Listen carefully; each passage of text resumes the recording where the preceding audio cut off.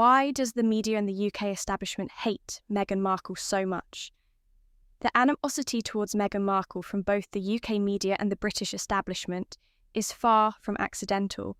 It is a coordinated campaign of disdain rooted in deep-seated fears. The media is the mouthpiece of the establishment, voicing the anxieties of a class determined to preserve its fragile grip on influence, authority, and myth-making. At the heart of this vitriol is a simple truth. Meghan Markle was better at being a royal than the royals themselves, and that terrifies them. The British press serves as an extension of the establishment, echoing and enforcing its beliefs. For centuries, the media has played a crucial role in maintaining the monarchy's image, spinning scandals and boosting the aura of divine right. The royal family relies on the press to construct a narrative that its members are somehow exceptional, entitled by birth to a level of reverence no commoner could hope to attain. But Meghan Markle's entry into the royal fold challenged this narrative at its core. A biracial American woman, a self-made millionaire, an actress, a UN ambassador, a philanthropist, and a confident, accomplished individual. Meghan was everything the royals were not. She wasn't merely born into royalty. She earned her stature through hard work and talent. She was the embodiment of meritocracy in a family that clings to birthright, and that was intolerable. The media's relentless attacks on Meghan are not random. They are the elite's way of punishing her for exposing a truth they'd rather keep hidden. The monarchy, and by extension the British establishment, is not inherently special. Meghan Markle was already an established figure long before she entered the royal sphere. She had her own career, her own wealth, and her own global platform. She became a UN ambassador, speaking out on global issues such as gender equality. She used her platform for philanthropy, advocating for those without a voice, long before she met Prince Harry. In contrast, the royal family's charity work often feels performative, laden with ceremonial ribbon cutting rather than genuine impact. Meghan didn't need to learn how to work hard, to champion causes, or to connect with the public. She was already doing it. She didn't just fit into the royal role, she redefined it, raising the bar so high that those born into the royal family looked underwhelming in comparison. And it's not that Meghan just did the job well. She did it better than all of them combined. Whether through her speeches, her genuine connection with people, or her modern approach to royal duties, Meghan was effortlessly eclipsing the royals at their own game. She showed a level of poise and authenticity that laid bare how out of touch the rest of the royal family truly is.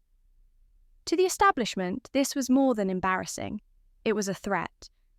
The monarchy's survival depends on the myth that its members are uniquely qualified to represent the British people, to serve as figureheads above the political fray. They are marketed as extraordinary by birthright, innately deserving of their privileges because of some unquantifiable royal essence.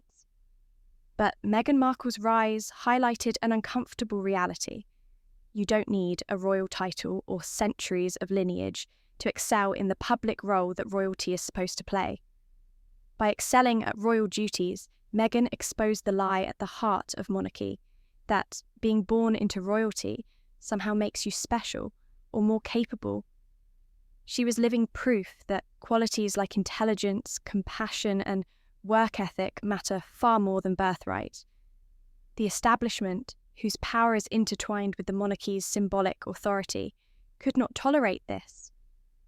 The media, acting as the establishment's attack dog, tore into her with vicious fervour. From day one, Meghan was branded difficult, manipulative, attention-seeking. Her accomplishments were either ignored or downplayed. Her character was assassinated daily in front of the British public. A strategized, systematic attack, still ongoing today. The message was clear. Meghan couldn't be allowed to succeed, because if she did, it would expose the monarchy and the establishment as irrelevant and obsolete. It became clear that Meghan's success had nothing to do with the royal brand and everything to do with her individual merit. This undercut the royal family's core argument for its own existence. For a class that clings to the notion of inherited superiority, Meghan Markle was the ultimate affront. So, the media, the establishment's voice, went into overdrive to tear her down. And this is why the establishment and the media hate Meghan Markle so much. Meghan Markle proved that the emperor has no clothes. Meghan Markle has always been known for her philanthropy, poise, and sense of style. Her recent appearance at the Children's Hospital Los Angeles Gala exemplifies all of these qualities, as she joined the event to help raise awareness and funds for paediatric care. Yet, in a world where the negative voices on social media can be loud, some detractors have fixated on her appearance, particularly her dress choice, rather than the meaningful work she continues to support. It's time we focus on what truly matters: her positive impact. The Children's Hospital Gala is an annual event that brings together celebrities, philanthropists, and advocates to support the hospital's mission of providing top-notch care for children. The hospital serves as a lifeline for thousands of young patients and their families, offering specialised medical treatments and innovations in paediatric health. This year's gala was no different, highlighting not only the hospital's life-changing services, but also its commitment to making a difference for children across the country. Meghan Markle was among the high-profile attendees, and her presence at the gala underscored her dedication to humanitarian work. As someone with a long history of charitable involvement, Meghan's participation was a natural fit. Her warmth and kindness were evident as she spent time with patients and hospital staff, showing once again that her heart is in the right place. Of course, as with any high-profile event, much of the public's attention turned to what Meghan was wearing. At the gala, she graced the event in a chic, elegant gown that was both sophisticated and modern. The tailored fit, combined with the understated glamour of the dress, perfectly complemented her effortless beauty. Paired with minimal jewellery and a sleek hairstyle, she radiated grace and confidence.